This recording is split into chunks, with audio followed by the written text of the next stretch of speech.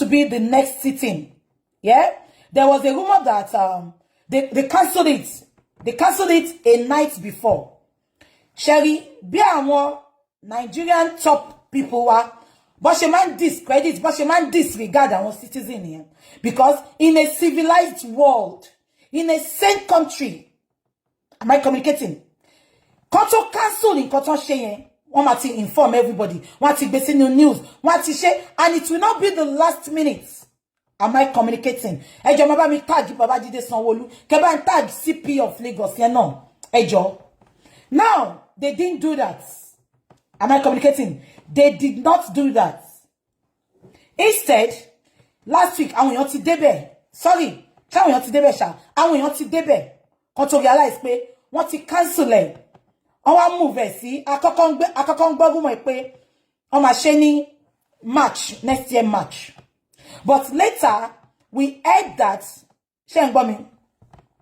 we heard that they moved it to today, which is 13th of December 2023.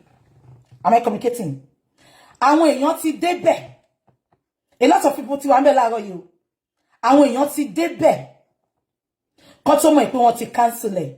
Wọ́n wá cancel ẹ̀ o. Let me clear this now. Àwọn solicitors, àwọn judge, wọ́n ṣe meeting, wọ́n jókòó, wọ́n ní sitting. Wọ́n ọkọ̀ jẹ́ kó wà open sí public ni. Am I communicating? Wọ́n jẹ́ kó wà open sí public ni. Wọ́n cancel ẹ̀ lóòótọ́. But àwọn yìí ṣe sitting.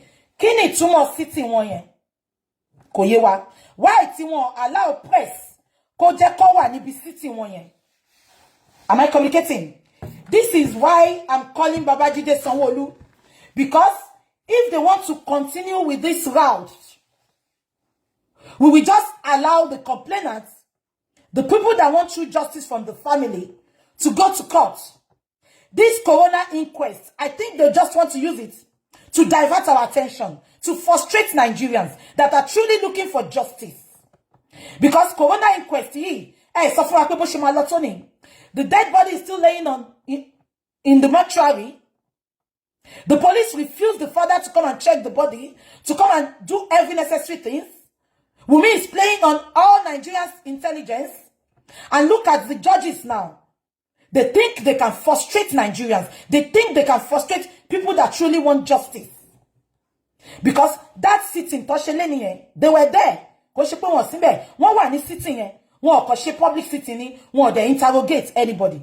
Why all this, Modaru? Why are they trying to scam us? The country does not belong to the politicians alone. It doesn't belong to the wealthy people alone. We all own the country. You are disrespecting Nigerians. We need an answer for what is happening. We need an answer. The fact that you are treating us like an oppressor.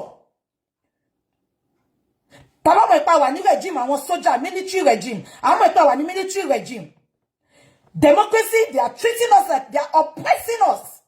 We have no rights, we have no say, we can't do anything. You take the law into your freaking hands. It is so uncalled for. Courtesy demands respect. Nigerians, the inquest is not going to hold today, you know. The inquest is not going to be old today, you know. You just say that. Lawless country, lawless country, lawless country. Babajide Sanwo-Olu, we wanted true justice, fair enough. But what you are doing now, inquest here, divert everybody. Can you just drop all these freaking stupid inquests? Inquest here, they just want to establish what killed Mohbad, what led to Mohbad's demise. And you are taking forever. Because our family will miss on the first day. Ti baba Mohbad lọ ṣe interview tie. Wọ́n sọ pé kíni tó bá wọ́n lè sùn ní 3 years. Ipe àwọn máa frustrate baba Mohbad tó jẹ́ pé shingba kò ní rí gbà. Am I communicating? And on jọ gàté kò jọ gàté, ó fẹsẹ̀ méjèèjì jọra wọn. Ṣé ẹ pé ó ti ń jọra wọn sìn? Ó ti ń jọra wọn now. Because Sanwo-Olu, fine, we wanted justice. But what you are doing now is like there is a lot that is you are trying to hide from the citizens of Nigeria that truly want justice. And this is not the way to handle things. The police from the beginning, they failed this innocent boy. They failed him. Because I see no reason to forget pé bàbá Mohbad gbé òkú lọ síbẹ̀ yẹn. Àwọn police ò fún ní police report. But in tá gbọ́ tẹ́lẹ̀ nìyẹn. Mo tún ti ní another thing lọ́sàn tí mo fẹ́ play fún yín. Am I communicating? But having said that, Sanwo-Olu, if the inquest cannot take place, don't waste the time. Please, we are ready to go to the High Court. We are ready to go to higher court. We want Afemo Kotopa Mohbad. Because if we don't know it, the back of you can overlook it. The same thing will be happening to all these upcoming musicians. Musicians sing. It can happen to anybody. Just because they have no voice, just because they have no money, just because their parents are not rich. Look at that sitting senator. His daughter died. Within 48 hours, they brought out everybody that is involved. But reverse is the case for Mohbad's case. Is it because Mohbad has nobody? Mohbad has nobody, but he has God. Remember that. Mohbad has nobody, he has people like us. Mohbad has nobody, he has every true citizen that wants true justice. Posterity will judge. If you don't do this thing the way you're supposed to do it, Governor Fashola, the new CP of police, if you don't do this thing the right way you're supposed to do it, posterity will judge you all. Tabawa nigba ye àwọn sójà, àmọ́ ipa wà nígbà ye àwọn sójà. Ẹ wo bẹ́ ṣe ń dà wá láàmú, bẹ́ ṣe ń ní wá lára. Ó ní iye owó mọ́tò táwọn èèyàn wọ̀ lọ síbẹ̀ yẹn láàárọ̀ yìí. Kẹ́ tó sọ pé ma cancel. This is not going to be tolerated again. Babajide Fashola, sorry, Babajide Sanwo-Olu, this is not going to freaking repeat itself again. I can assure you that. Now, this again goes to Falana. Falana, I'm telling you today, Wunmi came to you because she knew what she did. Falana, oh, le sọ fún mi pé, oh, tí mo gbogbo nǹkan tó ń ṣẹlẹ̀ Falana. Falana is now making this case to look like Wunmi ni complainant. Àwọn baba Mohbad ni witness. Am I communicating? Because if not, Falana would have said something to those corona inquest people. Ipe kí ló ṣẹlẹ̀ gangan. Kí ló ṣẹlẹ̀ gangan. But Falana kept mute. Falana, you might have been winning case. Read my lips this afternoon.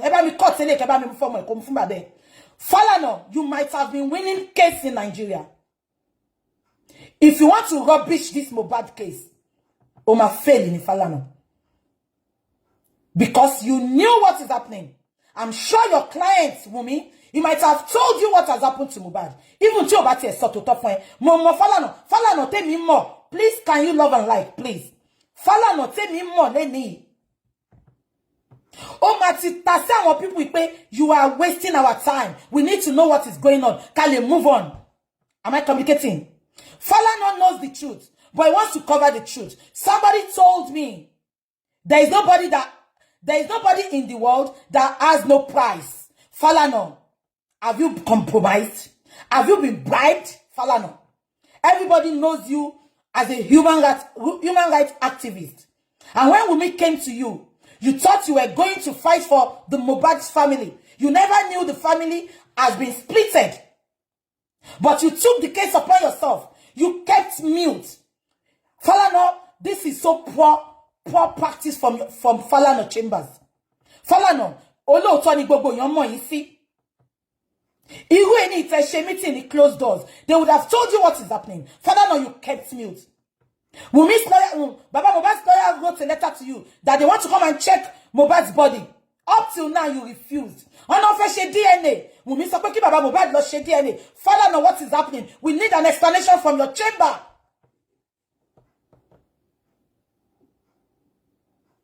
Falana, I'm thinking now you have been compromised. You have been freaking compromised because I'm not going to be nígbà tí Timothy. Even if the family, they are not fighting together, you know what you can do. When you came into this picture, you thought you were coming, which was what Wunmi told you. You thought you were coming to fight Naira Marley and Sam Larry. But you knew, when you now knew the truth, you kept mute. Falana, why are you keeping quiet? We need an explanation from you. All this cancellation of corona inquest cannot continue. We need an explanation from you. And to think of your son. Your son is a musician. Why are they keeping mute? I now believe that there is no body born of a woman that has no price. There is no body born of a woman that has no price. Falana has been compromised. I'm saying it with my full chest. You are a lawyer, you can take me to court. He has been compromised. Because Falana Timobo. Bobo canceling, he would have, he would have checkmated them. What is happening? Finish this nonsense and let's move to the higher court. Because this is not the higher court. It is just to establish what happened. We are still going to the higher court. We are going to the higher court.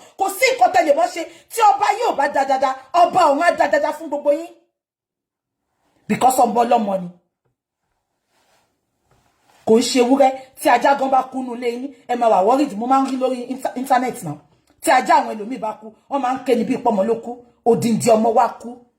Odindi ọmọ wa kú. Ẹ wá ṣe yama yama. Why would people go there? Tó máa fi ilé àtọ̀nà wọn sílẹ̀. Nípa wọ́n fẹ́ lọ wo nǹkan tó ń ṣẹlẹ̀. Wọ́n dẹ̀ débẹ̀. Ẹ dẹ̀ cancel. Why do you treat your citizens like this? Why do you treat your citizens like this? Why they can't look like they are nobody, they are useless. Why? Why can't you respect your citizens for once? Show lórí burúkú ni gbogbo ẹ̀yin politicians. Ṣáyé yín fẹ́ bàjẹ́ ni. Ẹ̀yin olórí burúkú opportunity dédé. Look at them, the same set of people. Recycling that corridor of power.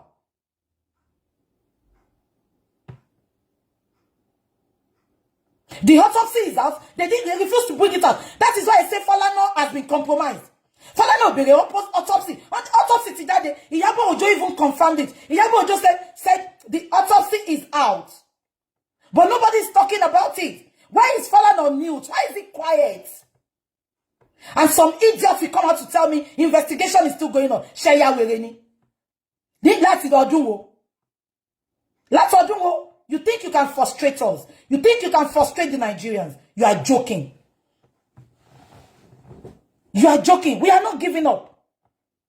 We are not giving up. I've told you that from the beginning. We are not giving up. I saw the 5 years, 10 years. We are not giving up. Am I communicating? Now, that is another thing. I saw something which I don't want to believe, but I'm going to be playing it for you now. And that makes me remember, Berekete said in his video, let me play it for you. Berekete said, Mumbo, I just can play it for you, Emma Bino, because mo fe ma fe no so. Sherry, Allah man sheyano, because everybody is watching. Abiko Berekete, I will play it for you, then I will talk about it. I will play it for you. I dedicate this today's program, tomorrow's program, throughout this month. This program will be dedicated to late Mohbad, a young, talented Nigerian. Even though nobody don't carry complaint, come officially to Human Rights Radio and Television, Brekete family. We will take over the matter.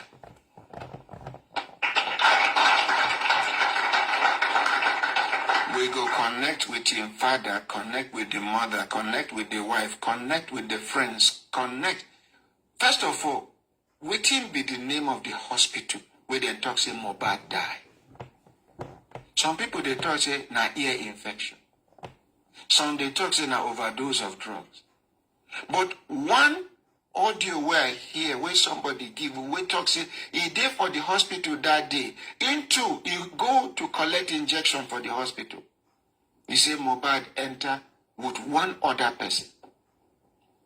He say even him snap with Mohbad that day. Say because him na fan him be before Mohbad enter. According to that audio where I never verified. Facebook love and like, please. He say small time. The person will come with because see nurses come they run up and down. They run up and down like confusion. Small time, he say, that person will come with Mohbad. Not be say they carry Mohbad enter hospital. He walk out with a leg by himself, so he snap picture. I don't know whether I will understand based on the report. You see, you can't see that person, they run up and down. Small time, they don't carry Mohbad. He's saying they wonder, not be the hospital is supposed to make arrangement of, even, let's assume, say, an emergency, carry motor, carry and go to another hospital. He said, no, send that guy and the few nurses, just make arrangement, put him. Another thing where people, they talk, they say, coffin where they put Mohbad, no be inside, say them bend the neck inside. Me, when the people they complain, say, why they go bury and quick, why they go bury and quick. For my mind, Mohbad, like abbreviation of Muhammad, at least in a Muslim, I can't tell them, say, as a Muslim, like me now, if I die, I don't want to spend more than 5 minutes, make them just bury me. Make anything what I do, make you follow me to my creator. I don't want make I suffer people. But the circumstances will lead to Mohbad's death. Even if Mohbad na Muslim, they supposed to ask questions before they go bury him.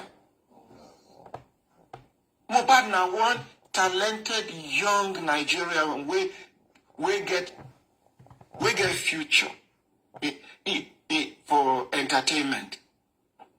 Mohbad can act, even though you know enter acting, but you can see it from his actions. Mohbad know they struggle to sing.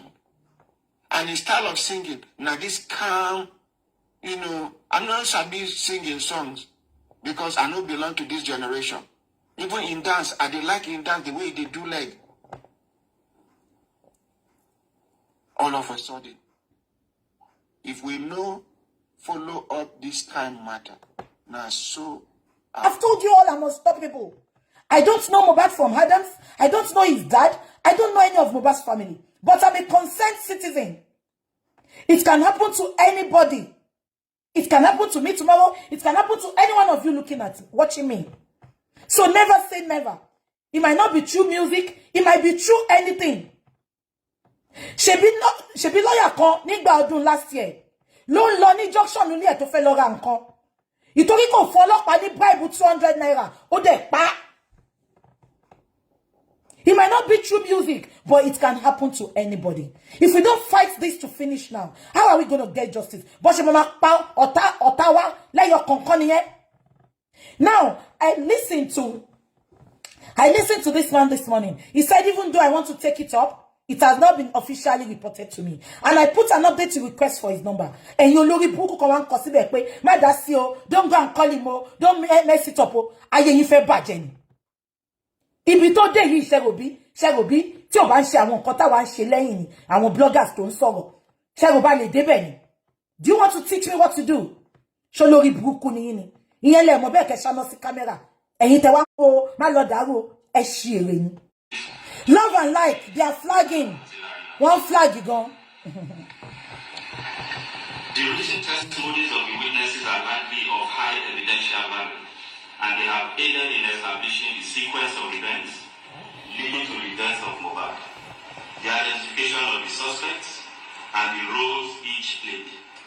They have also aided in gaining a clearer insight into the allegations of assaults and bullying leveled against Sandari and Naira Marley. Suspects. 5 suspects have so far been identified, arrested, and detained and interrogated on their alleged roles in the sequence of events that led to the death of the singer. The summary is as follows.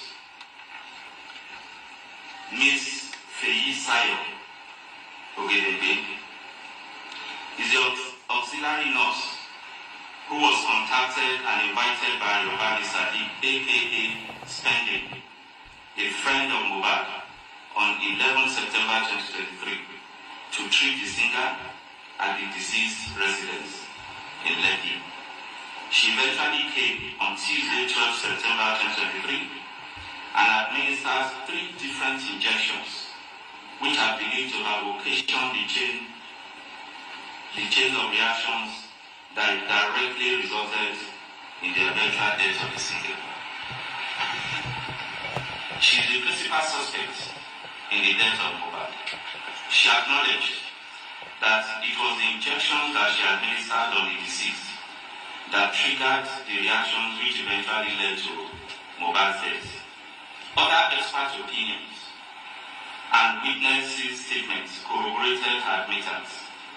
Her actions of administering doses of tetanus toxoid, paracetamol, intravenous, and cetrazone injection, which was also administered intravenous on Mohbad at his residence, that's Mohbad's residence, on 12 September 2023, immediately triggered the reactions, including vomiting, goosebumps, and convulsion, that eventually resulted in the singer's death.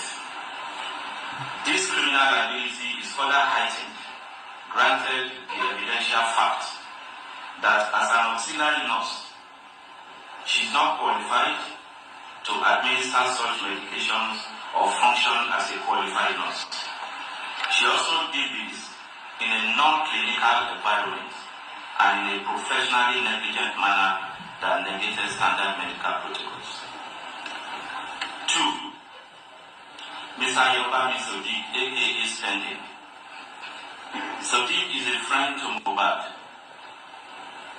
who invited the auxiliary nurse to treat the deceased. He's been suspected of conspiracy in the death of the singer. His action in inviting a person known to him as an auxiliary nurse to attend to the deceased under a non-clinical setting occasioned Mohbad's death. He's being held for conspiracy to Bitibawo. Ibrahim Oluwatosin Owoduni, aka Prime Boy. He's a childhood friend of Mohbad. He attended the show at Ikorodu, Mohbad's company, on 10 September 2023. At the end of the show, Mohbad and Ibrahim were engaged in a violent fight. There was no fight. Mohbad was injured. There was no fight. The management of the injury subsequently resulted in his death. 1 minute. 1 minute. Now, can you hear what the police said? They said Spending and Prime Boy, they are the prime suspects and the nurse. Am I communicating? Now, why is Spending a prime suspect? Why is Prime Boy a prime suspect? We have all established that there was no fight in Ikorodu. This is why all these people that are holding something, keeping something, they need to give it to Berekete now. Please, if we truly want justice, and you see our people you confess if teba nurse soro, teba Prime Boy soro, teba Spending soro. You don't have to put it out there because Shetiri wanting change inquest date for one thing. Please, can you contact Berekete to give him all these things?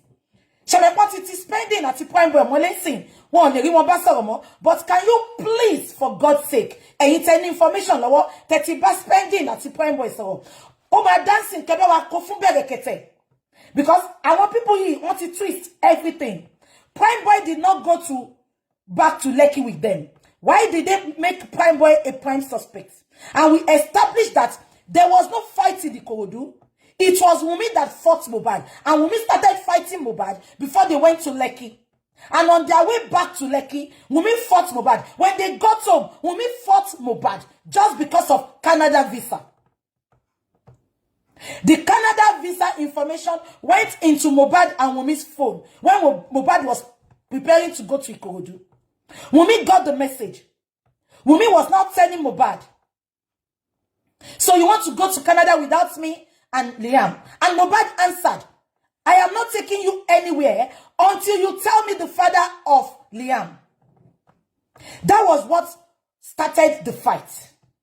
And they went to Ikorodu. On their way back, that was, they having the argument. There was no fight. And look at this police. If there was a fight where a old celebrity as popular as Mohbad in his, you know, in his, if you don't forget Kalesi, if there was such, there will be a video, there will be a, you know, there will be a breaking news immediately. There will be a video, there will be everything. But unfortunately, everybody said there was no fight. So why are the police holding Spending and saying he fought with Mohbad? And Spending did not go back to Lekki with them. Eba Mimunye Dani. Number 2 is Prime Boy. Prime Boy, there was no fight in Ikorodu. We have established that there was no fight in Ikorodu. So why did the police get this information? Number 2, if you remember, pẹ̀lú ẹni tó pè wọ́dọ̀ Yeye Kudi àti interview tí Yeye Kudi ṣe tán wá sọ fún wa díẹ̀ pẹ̀lú àwọn Prime Boy àti Spending. Do you remember that it was Prime Boy that went from Lekki to Ikorodu and from Ikorodu to Lekki? Yeah? Now, the police are saying Prime Boy is another prime suspect because Prime Boy called the nurse for them. Police, Mr. Police, let me correct you there.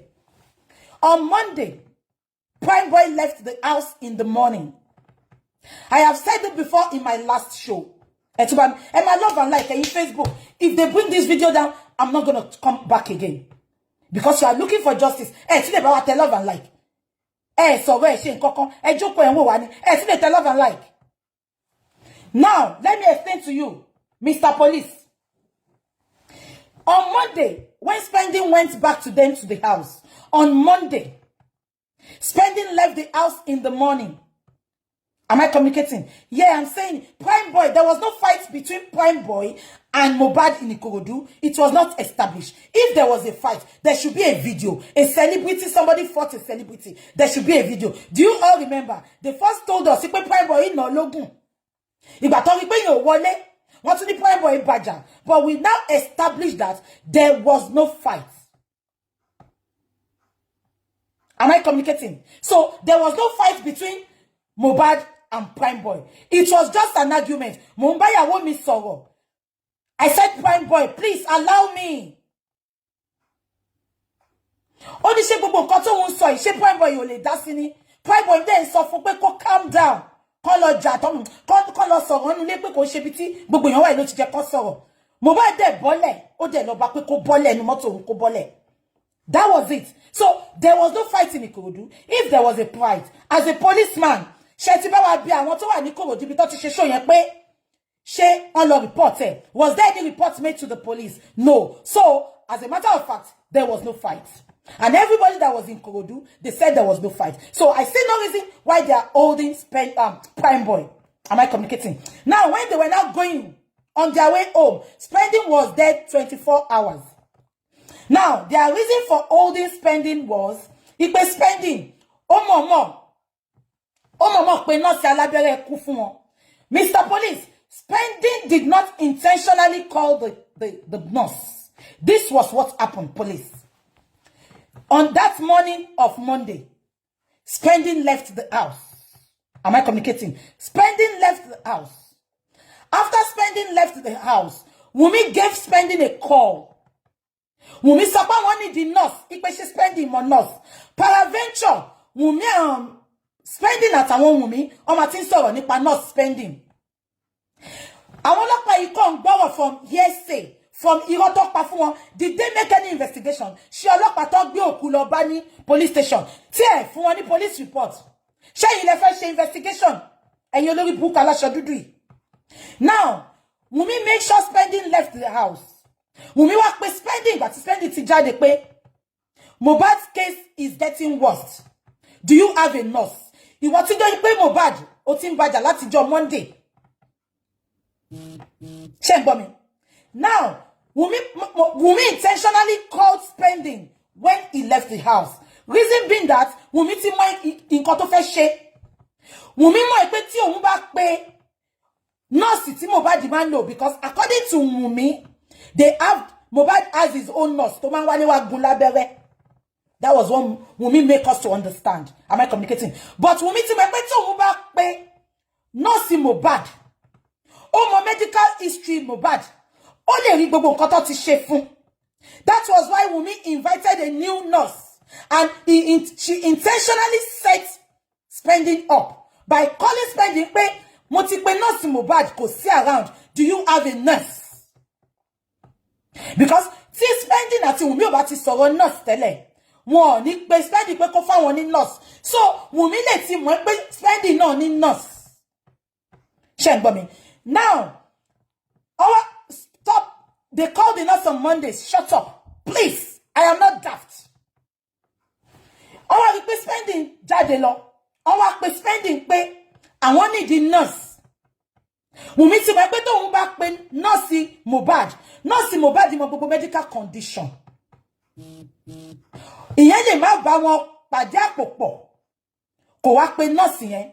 Spending wá sọ pé nurse Mohbad ńkọ́. Wunmi wá sọ fún Spending pé kò sí around. Baba police, Spending did not call the nurse. Spending gave Wunmi the number. He did not call the nurse because Shegbon Kati Baba is something. Only be a conspiracy wà láàrin nurse àti Spending. And let me tell you how they established that. Ṣé mo lórí book ọmọ tèmi blogger tó wà lórí Instagram yẹn. Nǹkan tí Wunmi sọ fún nìyẹn. Wunmi sọ fún pé Spending ti lọ pàdé Spending àtàwọn àwọn Naira Marley ló dárúkọ kò dárúkọ Sam Larry. Ó ní Spending àti Sam Larry Naira Marley ó ní dàbí pé wọ́n lọ pàdé nọ́ọ̀sì yẹn lọ́nà. Wọ́n ti bá plan ipe nọ́ọ̀sì ló pa. Wunmi, come out and challenge what I'm saying now. You told Temi that. You told Temi ìgbà tó lọ bá Temi tó lọ rojọ́ fún. Ó sọ pé ó dàbí pé wọ́n ti lọ pàdé àwọn Naira Marley àti Spending. Wọ́n lọ pàdé nọ́ọ̀sì yẹn lọ́nà náà fi ní kó pa. I was told, I have it here. And ìgbà tẹ́ni yẹn sọ fún mi, mo ní bàbá ńlá irọ́. Mo ní irọ́ ni. Ṣé ń gbọ́ mi? Ṣé wọ́n pé nǹkan tí àwọn ọlọ́pàá yìí náà sọ nìyẹn sìn. Wọ́n ní conspiracy wà láàrin nurse àti Spending. Wunmi ló establish yẹn fáwọn ọlọ́pàá yẹn. Ẹ jẹ́ ká máa sọ lọ. Now, Spending wá fún Wunmi ní number. Ó ní kó pe nurse. Spending did not call that nurse. Wunmi called the nurse. Now, when the nurse got to Mohbad's house, Shengbo, when the nurse got to Mohbad's house, the nurse said Mohbad was very, very weak. Ẹ máa gbọ́ mi o, ibi tí mo ti sọ pé Wunmi mọ̀ má fẹ́ lo nurse Mohbad nìyẹn. Because ó mọ̀ pé tóun bá lo nurse Mohbad mọ̀ medical history Mohbad. Ó mọ̀ what to give and what not to give. Ó mọ̀ dosage what to give and the dosage that is not supposed to be given to Mohbad. Am I communicating? Now, ìgbà tí nurse dé, the stupid olórí burúkú nurse, ó ṣe jẹ́ kí yẹn lọ sẹ́wọ̀n gbére náà. As a nurse, bó ṣe jẹ́ pé quack nurse, bó jẹ́ nurse tí ó kàwé. As a nurse, you got somewhere. Your patient is dying. The wife now came up to you. Wunmi ló sọ fún nurse yẹn pé kó fún láwọn abẹ́rẹ́ báyìí. And the nurse did not, the nurse did not hesitate. The nurse gave those injections Wunmi prescribed immediately. So ibo ló ti jẹ́ pé so Spending àti nurse ló conspire. Immediately the nurse got to Mohbad's house. The nurse said, and I quote, the nurse said, Mohbad was very, very weak. And immediately they got there, Wunmi told the nurse, give him this. Wunmi prescribed what the nurse was going to give. And the nurse did not buy it. Wunmi had already so anything like this shele. So for Wunmi to prescribe those injections that the nurse gave Mohbad, what was the interior motive of Wunmi? Kini Wunmi ti ṣe? Because Wunmi mọ̀ pé tí òun bá pe nurse Mohbad, ó bí aláya òun dá kó máa sọ nǹkan tó máa lò fún Mohbad because nurse yẹn ti ń treat Mohbad. Ó mọ̀ pé tí nǹkan kan báyìí bá ṣẹlẹ̀ sí Mohbad, nǹkan tó máa lò ní. But because of the second injury, the stabbing, they don't want the nurse to know. Maybe Mohbad's nurse is a very strict nurse. Maybe the nurse already knows what has been happening in that house. So why now did they pick up Spending? Because Spending was not in the picture at all. Ìgbà tí Spending kú tán, ni Wunmi pé, ni Spending sọ pé wọ́n pé òun pé Mohbad ti kú. Why táwọn police ṣe mú Spending? Wunmi gangan tó jẹ́ kẹ́ mú ẹ̀yin ọlọ́pàá ní ṣe oríire. Olórí burúkú ni ìkà ni. You know what you are doing. You have the autopsy. You are not releasing it. You have everything. You are keeping it from the citizen that purposely requested for justice for Mohbad. And you are mix everything up. Why all this spending and suspense? Why all this spending and Prime Boy? Prime Boy was never in the picture. And the Prime Boy, Munati Joy at spending. Why are you people like this? Leave those boys before Ibata boys in táwọn yeye kudi bá wọn sọ̀rọ̀ nínú ibi tán wà. Immediately táwọn yeye kudi bá tanjo yẹn Toko was spill a bit of the interrogation they had with those people. That is the nurse, Prime Boy and spending. Immediately táwọn nurse yẹn wá sọ̀rọ̀. The bail condition of spending and Prime Boy was, I think, 3,000. Immediately táwọn boys yẹn wá sọ̀rọ̀, they rearrested them and they put their bail condition to be 20 million. Ní ṣe oríire. Ọlọ́run máa ní gbogbo yín lára ni. And your ọlọ́pàá, you failed Mohbad in the beginning. And look at what you are saying now. You are twisting everything. Shetty Bagbeni. This is why I'm telling everybody that interviewed gbogbo àwọn tó wà around. Because you couldn't make us to understand that. Kò ṣe òun lòun gbọ́ làwọn interrogate àwọn boys yẹn. Ẹ jọ̀ọ́ gbogbo ẹ̀yin tẹ́ ní gbogbo kíní yẹn lọ́wọ́. Don't hold it until táwọn people bá pa àwọn boys yìí. Please take it to Berekete. We don't want you to put it out there now. Take it to Berekete, please. We need this thing because our people want to mati go our boys in labere, want to mati fi ogun sonje fún wọn. Cause there is nothing the Nigerian police are not capable of doing. Am I communicating? Now, why are they holding spending? Because only ọlọ́pàá yóò pé. Gbogbo nǹkan tó fi jẹ kó ronú, ó ti fi ṣe, ó ti fi mu wuku, ó ti fi mu pepper soup. Wùmí tó jẹ́ prime suspect. Lọ check ilé, nǹkan tó sọ fún yín nǹkan. Have you been to the house? Have you done everything? Have you made that house a crime scene? You never did that. You are speaking. You are putting this nonsense out there just because of what Wùmí told you. Just because of something. Somebody is hiding Wùmí behind Wùmí, which is Liam's father. And just because Liam's father knows the police, he knows every big people that are in the corridor of power. Tí ọba yìí ọba mú yín, ọba àwọn amú yín. Ẹ jẹ́ ká máa gbọ́rọ̀ ọlọ́pàá yìí lọ. Mo kàn ní kí sáré break into transmissions then. Let's listen. Emma, love and like, please. Love and like. Being treated as a suspect. Sasi Balogun Eleju, aka Sam Larry, is a suspect who was arrested on allegation of being complicit in the death, as well as in relation to the videos that have gone viral about bullying. But you release them. Assaults. You release Sam Larry, which is of course we believe perhaps had any link with his eventual death. He was arrested. He's still in detention. Abdulaziz Fashola, aka Naramani, was also arrested and is still currently in. This is an old video, but I want to bring something out there. Other actions that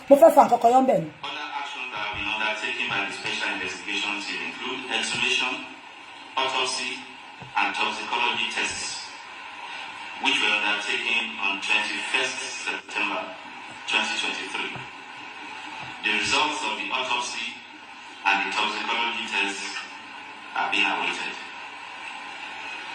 Investigation letters were also dispatched officially to National Drug Law Enforcement Agency with a view to getting the official representation on the allegations raised in one of the videos by the deceased about his experience when he was arrested.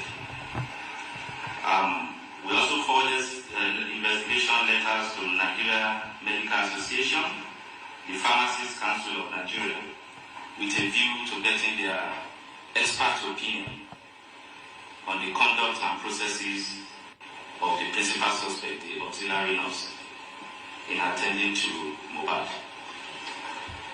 Letters were also dispatched to the CMD, Cornerstone Hospital, Akute, Ogun State, to clarify the role of the hospital in the training of the principal suspect. And from the inquiries, we discovered that she's not just an auxiliary nurse. Currently, she has no job, so she operates from home to attend to anybody. So she's a quack, our own definition, who is a freelancer.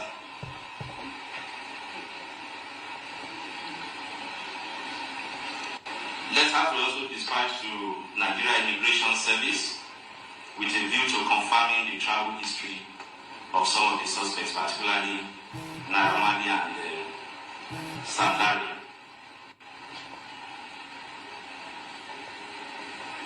Investigation was extended also to CMD Kuramed Hospital and the CMD Perez Hospital, where the lead singer was taken to as they were brought in there. Statements were recorded from them and their staff. Crime scene visits.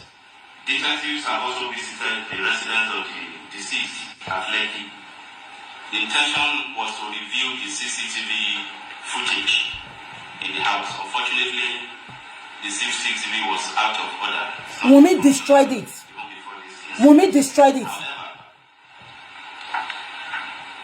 the visit led to the recovery of remnants of drugs and injections and other test kits administered by the auxiliary nurse, including 1 tetanus toxoid injection, 3 used syringes, 2 used syringes filled with suspected medicine contents, 1 packet of cetrazone solution, procaine penicillin injection, empty broken pack of diclofenac injection, paracetamol. Oh, sorry. Now, let me quickly chip in something. You know, they said when they got to the scene, the police met a lot of things. 1 minute, sorry. The police said they met but syringe 13 carotene lobby 8 syringes. Yeah? But according to the nurse said, and I quote, when the Yeyekudi team, when they interviewed her in the cell, only syringe méjì péré tí Wunmi ní kó wọ́n fún Mohbad lòun fún. Ó ní gbogbo nǹkan táwọn ọlọ́pàá yìí sọ, ó lóun mọ̀ bí tó ti rí. So ta ló fún ní gbogbo èyí tó kù yẹn? Ṣé Wunmi ló fún ni? Àbí ẹlẹ́nu jẹ̀bẹ̀jẹ̀bi àbúrò ya Mohbad yẹn kí nìyẹn jẹ́? Èyí tó dàbí àwọn mọ́là tó máa ń tàlùbọ́sà yẹn kí ló ń jẹ́? Ṣé yẹn ló fún ni? Because they met over 6 syringes used. But the nurse claimed that she only gave 2. Ta ló fún léyìí tó kù? Kí ló dé tán ṣe fún? Ẹ jẹ́ ká máa ṣe lọ. Mo ń bọ̀.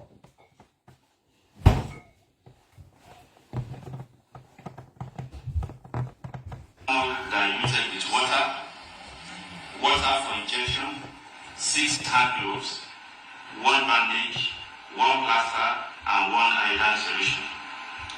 Also separately recovered is the mobile phone of the deceased. All have been registered as exhibits.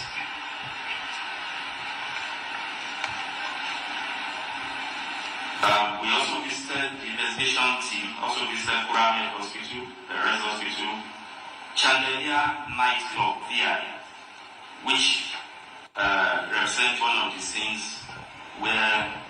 So for everybody asking for Mohbad's phone, it's with the police, but we need to delete a lot of things in there. Medical opinion. In addition, as part of investigative efforts that are aimed at obtaining expert opinion in the likely cause of death of Mohbad through a professional review of the actions of auxiliary nurse Isai of Ogelembe, the principal suspect. On 26 September 2023, the team of medical doctors, pharmacists, and nurses drawn from the Pharmacists Council of Nigeria, Nigeria Medical Association, and the Nigeria Police Force Medical Services jointly interviewed the auxiliary nurse. A detailed report, which is being utilized as an expert opinion and critical evidence of high prosecutorial value, has been submitted. It specifically identifies some illegal acts and professional negligence in the manner the drugs were administered on the deceased by the principal suspect. The report also confirmed that as an auxiliary nurse, Mr. Isayo does not have the competence, knowledge, brief, or certification to diagnose, prescribe, or administer drugs and injections on patients, as she was supposed to work under the directives and supervision of a qualified medical doctor or nurse while on duty. The report also strongly projected that there is a link between the medical negligence of auxiliary nurse Isayo and the death of Mohbad. Sequence of events directly accounting for the death of Mohbad. Based on investigation, this represents the sequence of events that eventually culminated in his death. On 10th September 2023, Ireoluwa Ladimeji Aloba, aka Mohbad, attended a musical concert at Igbodu Town Hall at about 21:00 hours on the invitation of one Soberehon to promote the General Bitters beverages, which is marketing. Mohbad arrived the venue of the event at about 19:00 hours in company of his wife, Mrs. Cynthia Omowumi Adebanjo, and their 5-month-old baby. His childhood friend, Ibrahim Oluwatosin Owodunni Prime Boy, and Mohbad's personal assistant, Adeyemo Oluwatife, alias Darusa, all of whom were in the private jeep, which was hired by Mohbad for the event and driven by Felix Esabo. Others that accompany Mohbad in separate vehicles include Ayobami Sadiq, Spending, Adura Baby Shedra Kadoba, who is the younger brother of Mohbad, Ajisegiri Sultan Ayobami, Mohbad's DJ, Aderinto Fawaz Ademola Adewest, Mohbad's friend, and Olanriwaji Idris Adedoja, alias Oji, his photographer. Other musical acts that performed along with Mohbad at the show included Zlatan, Shiokuti, and DJ Fokati. At the end of his performance at about 23:00 hours, as he made to exit the venue with his entourage, he discovered that his vehicle had been blocked by other vehicles, while some of his fans and area boys also moved him. Mohbad, who from witnesses' evidence was said to be tipsy and hyperactive, became infuriated, and as he attempted to come down to clear the road, Ibrahim, his friend, prevailed on him not to do so for his personal safety. This further infuriated Mohbad, and it eventually degenerated into a hot argument between the two of them and physical fights.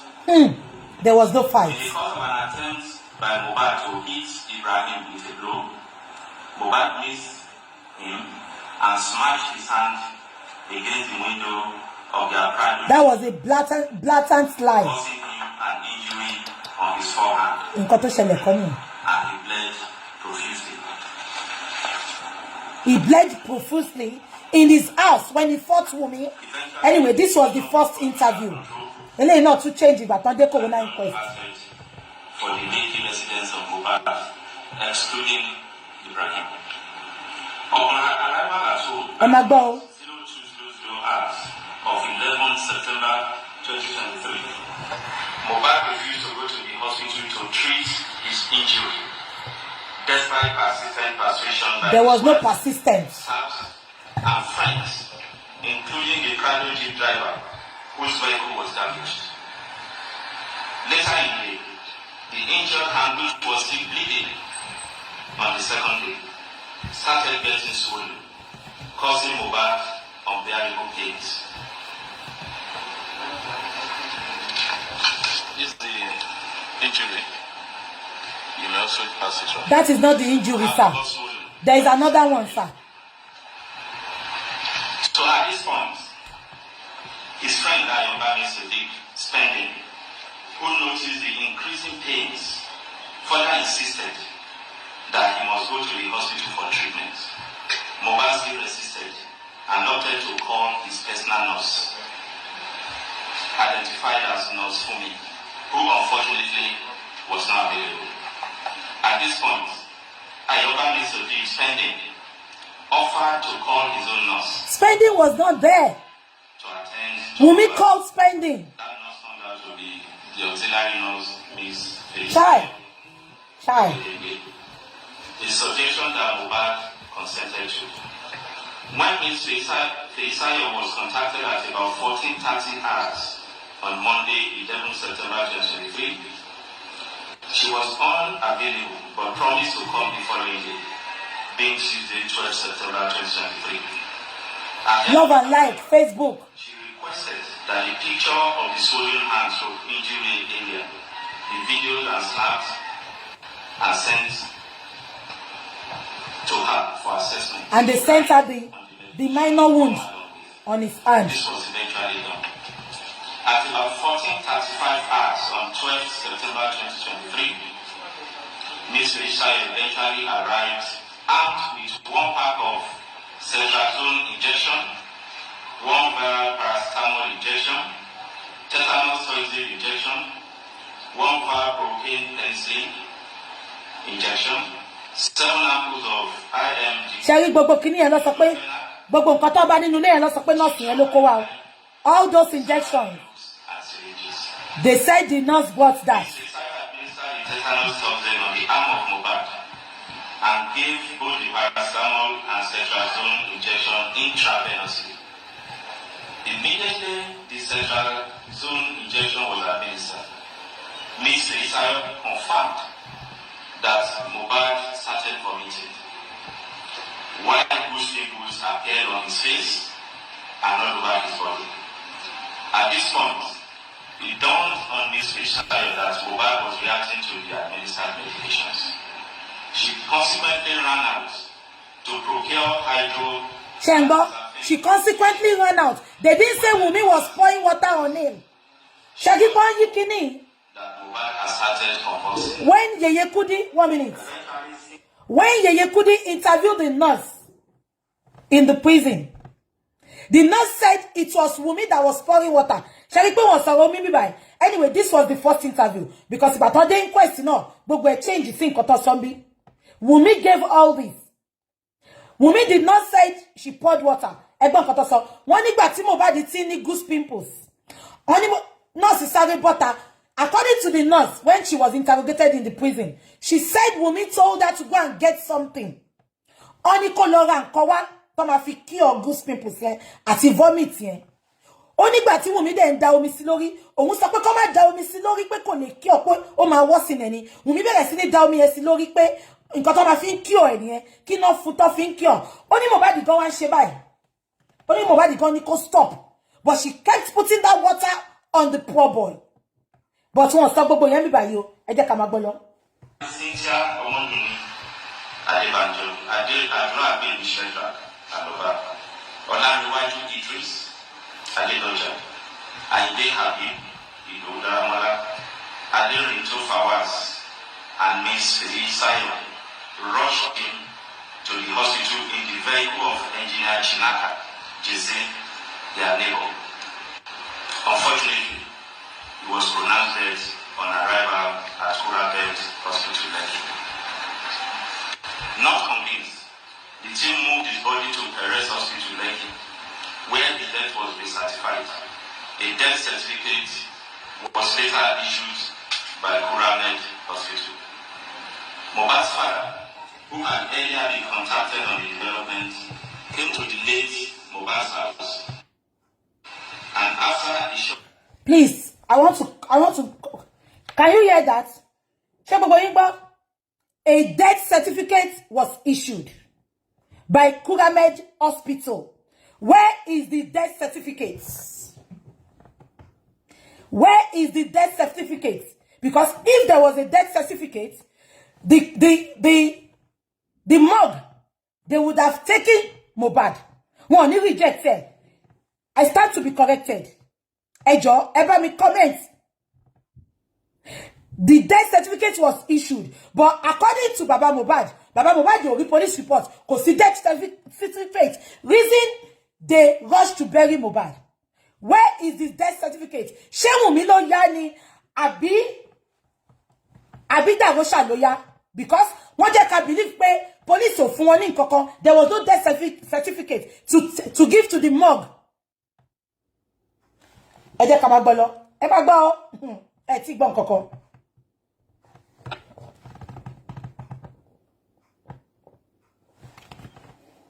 I'm coming. Sorry. To Akute, Ogun State, where the principal suspect, Feisayo Ogundengbe, delayed Mohbad's house, and after a short meeting, resolved to move the body to Ikorodu for burial, which was done the following day, 13 September 2023, at about 14:00 hours. This is the narrative. Now, allegations of bullying, assault, and possible complicity in the death of Mohbad by Sam Larry and Naira Marley. During the investigation, series of allegations of bullying, threat to life, and possible complicity in the death of Mohbad by Naira Marley and Sam Larry were raised from various quarters. I'm coming. This prompted